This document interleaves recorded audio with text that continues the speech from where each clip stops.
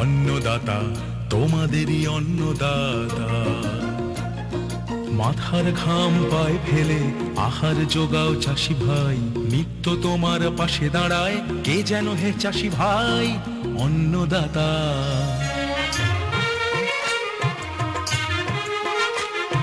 নবপ্রথায় চাষ করিয়া নতুন বীজের খোঁজ আনিয়া অধিক ফসল ঘরে তুলতে সূচনা কে দেয় অন্নদাতা। শস্য রক্ষা পশুপালনে বিজ্ঞানেরই অনুসরণে উন্নতির শিখরে তোমায় এগিয়ে কে দেয় অন্নদাতা। বঙ্গ কৃষক ভারত মাতার মুকুটমণি হবে, সেই লক্ষ্যে পৌঁছে দিতে সহায় কে বা হবে অন্নদাতা। অন্নদাতা অন্নদাতা তোমাদেরই অন্নদাতা। রোজ সকালের মতো আজও উপস্থিত হয়েছি উন্নত কৃষি প্রযুক্তির বার্তা নিয়ে। সকলকে স্বাগত জানিয়ে শুরু করছি আজকের অন্নদাতা। শুরুতেই দেখুন আজকের হেডলাইন্স। অসময় ফুলকপির চাষ,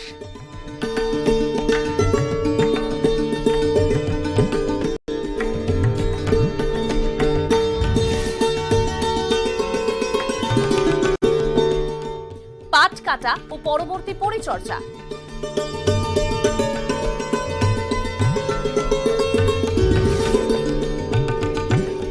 বৃষ্টিপাত অনুসারে শস্য পরিকল্পনা,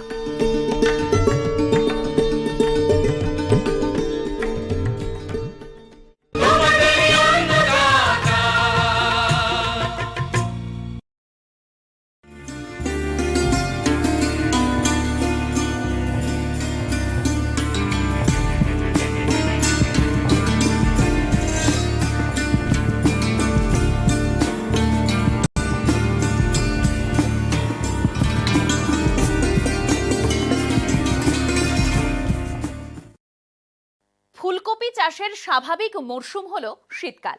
তবে মূল মরশুমের আগে বা পরে যেহেতু এই সবজিটির সামান্য চাহিদা দেখা যায়, সে কারণে কোনো কোনো সবজি চাষি এটিকে চাষের জন্য বেছে নেন। তাছাড়া এই সময় ফুলকপির দাম বেশি থাকে, তাই চাষি বেশি লাভ পান। নদিয়া জেলার কৃষ্ণনগর ১ নম্বর ব্লকের একজন সবজি চাষি অসীম সরকার এবছর ১ বিঘা জমিতে গরমের ফুলকপি চাষ করেছেন। এই সবজি চাষে তার অভিজ্ঞতার কথা জানালেন। আমি দীর্ঘকাল ধরে ফুলকপি চাষ করছি। ৪০ থেকে ৫০ গ্রাম মতন বীজ লাগবে আমাদের। কপির জমিতে আমার বাদাম ছিল, বাদামটা তুলে পর আষাঢ় মাসে তারপর বীজ তোলাটা করি। শ্রাবণ মাসের সময় বীজটা ফেলে দিই। বীজটা ফেলার পরে মূল জমিটা রেডি করি। নাঙল দেওয়ার আগে জমিতে ১০-২৬ এক বস্তা আমি ছিটানোর পরে জমিটা সমান নাঙল ফাঙল দিয়ে মই ফই দিয়ে সমান করে ভেলি টেনে, মানে ৪ হাত পর পর ভেলি টেনে ১৮ ইঞ্চি পর একটা করে কপি গাছ বসাতে হবে।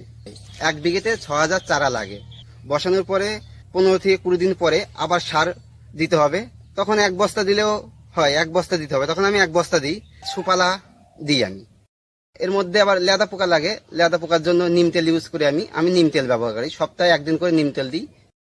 তারপরে আবার ২০ দিন পরে তখন আমি আবার ৩০ কেজি মতন সুফলা টানি। সুফলা সার দিয়ে আবার মাটি ফাটি টেনে দিই।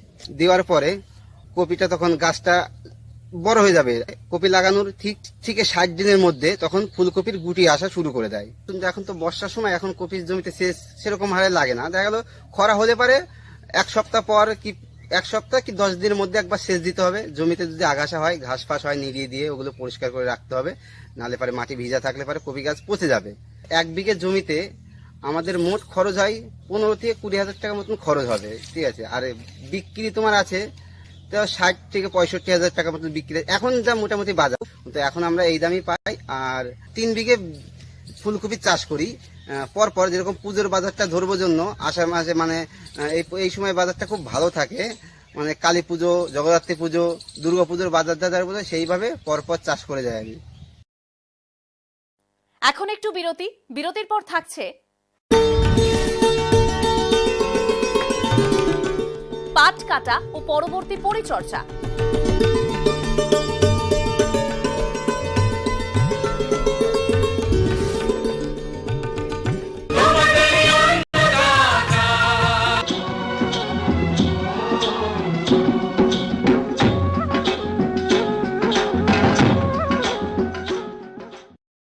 বিরতির পর ফিরে এলাম অনুষ্ঠানে।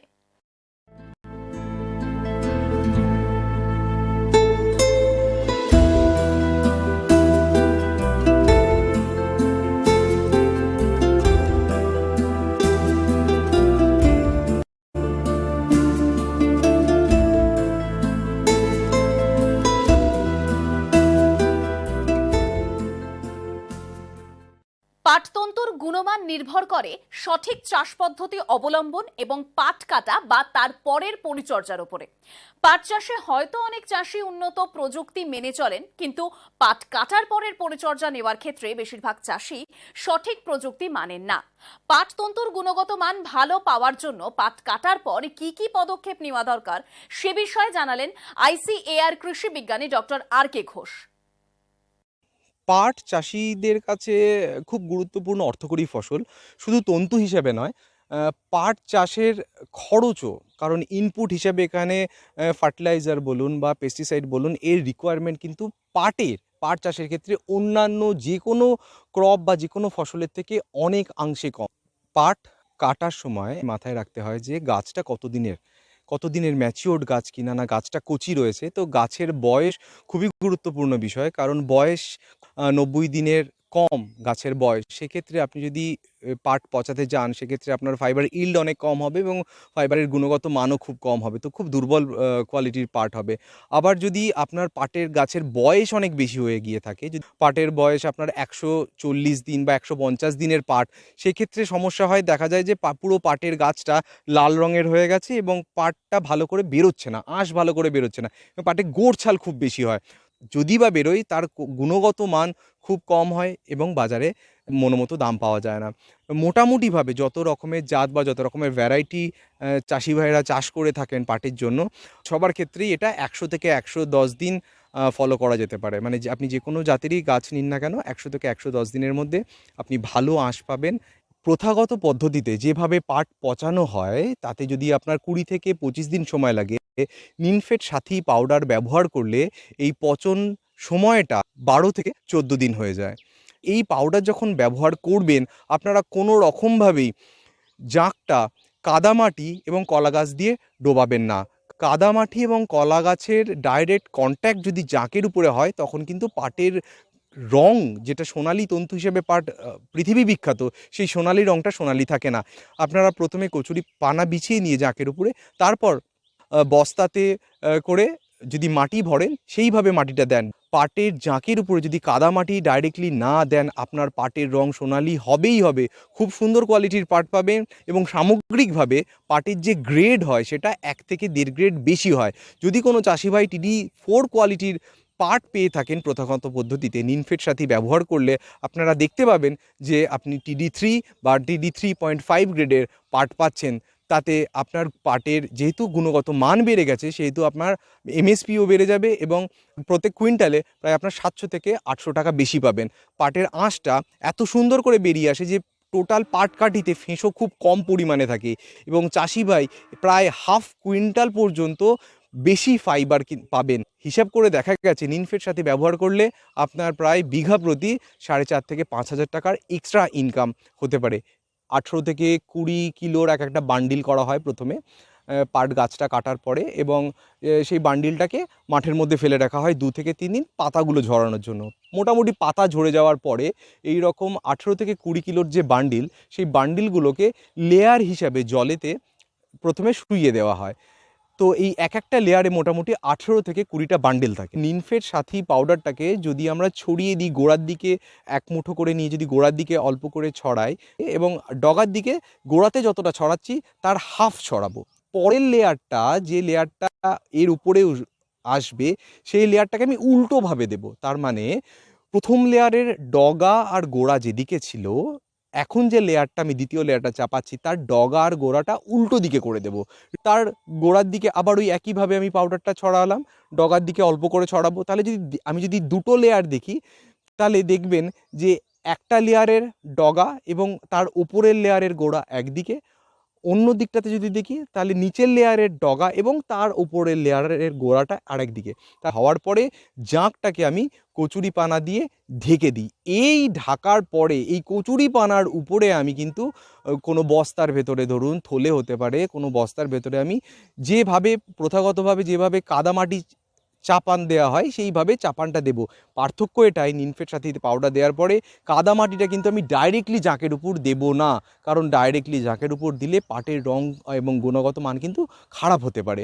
নিমফেড সাথী ব্যবহার করেছেন, পাটের আঁশ ছাড়িয়ে নিয়েছেন, এখন যে জলটা পড়ে রয়েছে এই জলটা কোনো রকমভাবেই পরিবেশের ক্ষতি করে না, কারণ এর মধ্যে পরিবেশের ক্ষতি করার মতো কোনো রকমের কম্পাউন্ড বা কেমিক্যাল থাকে না।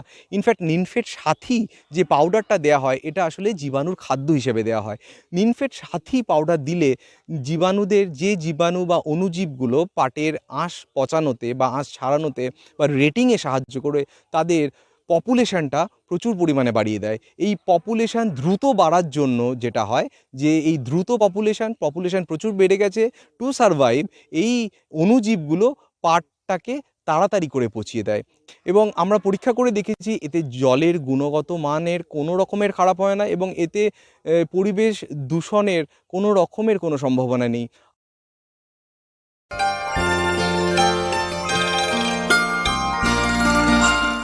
এবারে দেখুন অন্নদাতা হেল্পলাইন। দর্শকেরা আমাদের কাছে বিভিন্নভাবে যে প্রশ্ন করে থাকেন তার উত্তর নিয়েই সাজানো হলো অন্নদাতা হেল্পলাইন। হুগলি জেলার ধনেখালি থেকে অন্নদাতার দপ্তরে ফোন করেছেন বিশ্বনাথ ঘোষ। তিনি জলদি মূলো চাষ করতে চান। এই সবজি চাষের উন্নত প্রযুক্তির বিষয়ে তিনি জানতে চেয়েছেন। এখন মূলো চাষে বেশ বৈচিত্র্য দেখা যায়। চাষিরা বিভিন্ন রঙের এবং আকারের মূলো চাষ করে থাকেন। বাজারে এখন অনেক হাইব্রিড বীজ পাওয়া যায় যেগুলো জলদি চাষ করা যায়। এছাড়া এর কয়েকটি উন্নত জাত রয়েছে যেগুলো ভালো ফলন দেয়। উন্নত জাতগুলোর মধ্যে Contai red, Kalimpong red, red Bombay, পুষা দেশি, পুষা রেশমি, পুষা হিমানি, পুষা চেতকি বিশেষভাবে উল্লেখযোগ্য। উর্বর জল নিকাশি এবং জলসেচের ব্যবস্থাযুক্ত দোআঁশ বা বেলে দোআঁশ মাটিতে এবং উঁচু অবস্থানের জমিতে মূলো চাষ করতে হবে। এখানে বলা যেতে পারে জলদি চাষ করে মূলোর ফলন তাড়াতাড়ি তুলতে পারলে বাজার দর বেশি পাওয়া যায়। জুলাই থেকে ডিসেম্বর পর্যন্ত মূলোর বীজ বোনা যেতে পারে। চাষের শুরুতেই মাটি ভালোভাবে কর্ষণ করে ঝুরঝুরে করে নিতে হবে। এই সময় প্রতি বিঘা জমিতে 10 থেকে 15 কুইন্টাল গোবর সার বা খামারজাত সার প্রয়োগ করতে হবে। তারপরে জমিটিকে সমতল করে নিতে হবে। এই সময় জমিটিকে 3-4 ফুট চওড়া বেডে ভাগ করে নিলে পরবর্তীকালে পরিচর্যা সুবিধা হয়। মূল সার হিসাবে 33 শতকের প্রতি বিঘায় 5 কেজি নাইট্রোজেন, 6 কেজি ফসফেট ও 8 কেজি পটাশ প্রয়োগ করতে হবে। প্রতি বিঘা জমিতে চাষের জন্য 3.5 থেকে 4 কেজি বীজ লাগবে। বীজ বোনার জন্য বীজ শোধন করে নিতে হবে। সাধারণভাবে চাষিরা মূলোর বীজ ছিটিয়ে বুনে থাকেন, কিন্তু পরিচর্যা সুবিধার জন্য এবং প্রতি একক এলাকায় সঠিক সংখ্যায় গাছ রাখার জন্য সারিতে বীজ বোনাই ভালো। সেক্ষেত্রে 30 থেকে 45 সেন্টিমিটার দূরত্বের সারিতে 10 সেন্টিমিটার অন্তর বীজ বুনতে হবে। জলদি মূলো চাষ করলে বীজ বোনার পরে অবশ্যই খড় দিয়ে মালচিং করতে হবে। বীজ বোনার 2 সপ্তাহ পরে আগাছা নিয়ন্ত্রণ করতে হবে। এরপরে বিঘা প্রতি 2.5 কেজি নাইট্রোজেন চাপান দিতে হবে। আগাছার উপদ্রব বেশি হলে প্রয়োজনে দ্বিতীয়বার নিড়ানি দিতে হবে। 5 সপ্তাহ পরে বিঘা প্রতি 2.5 কেজি হারে নাইট্রোজেন সার দ্বিতীয়বার চাপান দিতে হবে। মাটির রসের পরিমাণ বুঝে 2 থেকে 3 বার সেচ দিতে হবে। সাধারণভাবে 50 থেকে 70 দিনের মধ্যেই ফলন তোলা যায়। পাতা সমেত মূলো তুলে তা ধুয়ে বাজারে পাঠানো হয়। উন্নত পরিচর্যা করলে প্রতি বিঘায় 20 থেকে 30 কুইন্টাল বা তার চেয়ে বেশি ফলন পাওয়া যায়। এখন আবার বিরতির পর থাকছে বৃষ্টিপাত অনুসারে শস্য পরিকল্পনা।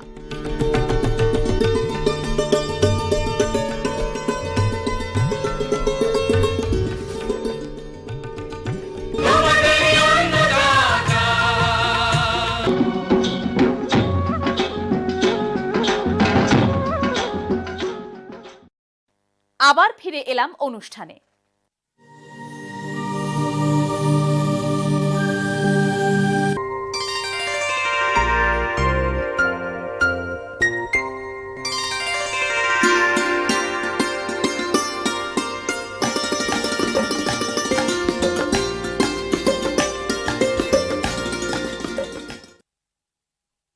আমাদের রাজ্যের বেশিরভাগ কৃষক এই সময় বৃষ্টি নির্ভর আমন ধান ও অন্যান্য ফসল চাষ বেশি এলাকায় করে থাকেন।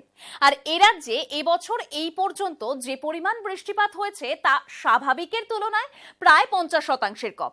এমতাবস্থায় পাট, আমন ধান ও অন্যান্য ফসল চাষে ক্ষতির সম্ভাবনা দেখা গিয়েছে।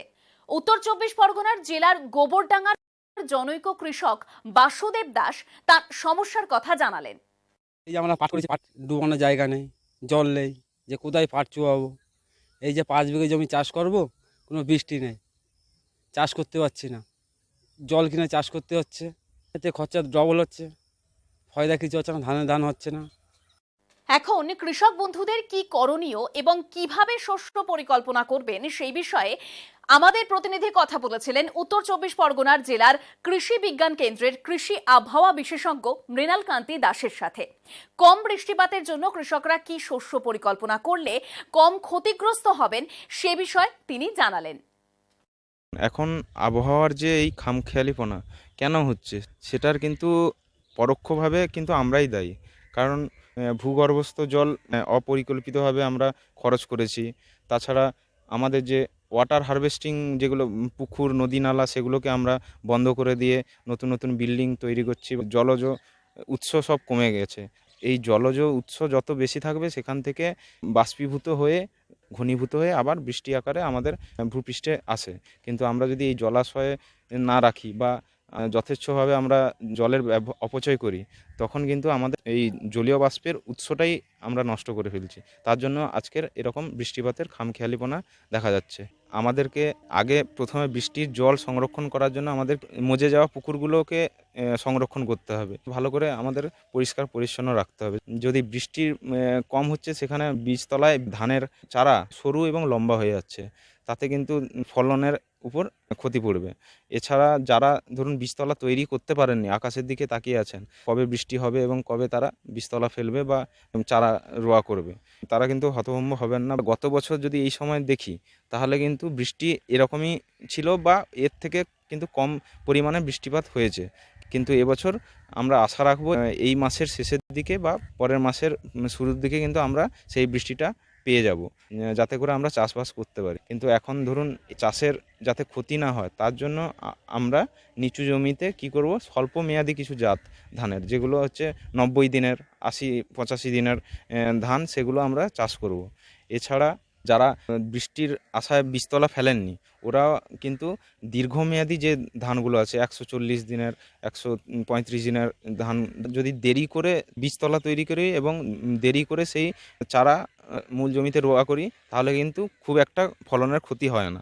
এই সব জাতগুলি 50 থেকে 60 দিনের চারা আমরা যদি মূল জমিতে নিয়ে রোয়া করি, তাতেও কিন্তু ফলন ক্ষতি দেখা যায় না। যেগুলো নিচু জমি ছাড়া মাঝারি এবং উঁচু জমি, সেগুলোতে কিন্তু আমরা ধান চাষের পরিবর্তে আরও কিছু অন্যান্য সবজি বা ধরুন ডাল জাতীয় শস্য, ওগুলো কিন্তু আমরা চাষ করতে পারি। একটু উঁচু করে আল টাইপের করে ওর মধ্যে আপনারা কিছু সবজি লাগান। এছাড়া যেগুলো মাঝারি এবং উঁচু জমি আছে, সেগুলোতে আপনারা একটু মাচা টাইপের করে সে লতানো জাতীয় সবজি যেগুলো উচ্ছে, করলা, এইসব চাষ করে আপনারা কিন্তু লাভবান হতে পারেন। এছাড়া সবজিও চাষ না করতে পারি, সেক্ষেত্রে আমরা কিছু পাতা জাতীয় সবজি চাষ করার কথা বলবো, যেমন লাল শাক, কলমি শাক, ধনে পাতা, এগুলো আপনারা চাষ করুন। এইসব চাষ করলে পুজোর আগে আগে আপনারা মোটামুটি ধনে পাতা তুলে বাজারে ভালো দামে বিক্রি করতে পারবেন। যারা বীজতলা তৈরি করে ফেলেছেন 10 থেকে 12 দিনের মধ্যে বীজতলা রেডি, তাদেরকে আমি বলবো যে তারা যেন মেশিনের সাহায্যে রোয়াটা করে, তাতে কিন্তু ওর গ্রোথটা কিন্তু অনেক ভালো হয়। এবং যারা বীজতলা করতে পারেননি, তারা এখন আপনারা বীজতলা ধাপে ধাপে তৈরি করুন, তাহলে বিভিন্ন বয়সের যে চারাগুলো পাবো, একটা বীজতলা নষ্ট হলে আর একটা বীজতলা থেকে আমি চারা রোয়া করতে পারবো, তাতে করে আমাদের ক্ষতির পরিমাণটা অনেক কম হবে।